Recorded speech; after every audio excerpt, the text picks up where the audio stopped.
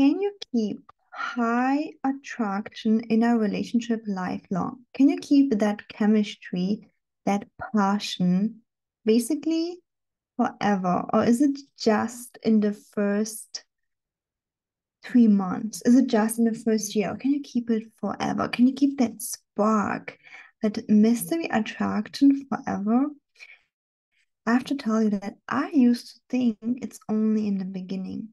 This butterflies is like thinking the person is like amazing, dreaming about the other person and wanting to be close, wanting to be together. I used to think it's only in the beginning, but deeply in my heart, I used to wish it's possible to have it forever after. Yeah. And one of the reasons a lot of clients from me even like don't want to get married because they also believe that this deep polarity, attraction, butterflies can only be in the beginning. And I have good news for you. It is possible, 100% possible, that you have that forever after. You have the honeymoon forever after. You have the deep attraction, polarity, and harmonious, loving relationship forever after. Okay. So usually when my clients come to me and they're like, I want to have a committed relationship, but I want that passion from the beginning forever. And then I teach them one or two things, which I will address in a second. And I'm like, just believe me or even don't believe me. But my clients then start dating a guy and they are implementing those things, which is, spill the beans, which is number one, emotional, just deep emotional connection to a man.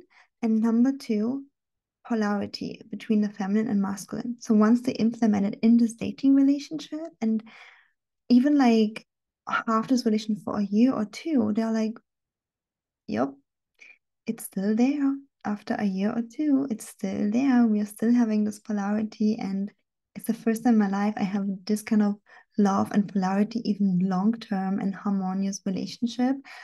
I am just in shock. And then they are open to marry and be with this guy forever after. And I completely get it. Like, who doesn't want to have this beautiful love and butterflies forever after? Yeah, but it really takes relationship skills to yeah to do it. So if you take one thing from this video, you it is possible that you have a honeymoon forever after. You don't have to only have a few weeks relationship or few months, because this is the exciting, passionate time. And by the way, if you would like to talk with me about your personal situation, reach out for a free love audit call. The link is in the description box, or you can also look in the comments or just DM me or email me for a free call. Okay, so what are the points that make a relationship forever after? As I mentioned, number one, the emotional connection. And it's not only about being emotional with each other, but it's like kind of complex, so I can't explain everything here, but giving you some hints where you can maybe look deeper into it. Emotional connection means that imagine you have a bank account, okay? And your bank account is in plus, plus, plus, plus, plus, so you're rich. It can also be in minus, minus, minus. When people ignore each other, yell at each other, being mean at each other, you're going into minus, minus, minus, minus, basically. And then there is like the emotional connection is very much not only not there, but it's very much negative and disruptive. So that has to be worked on, that it's going into the plus, and that is going up, up, up. Because when there is love in the air, literally,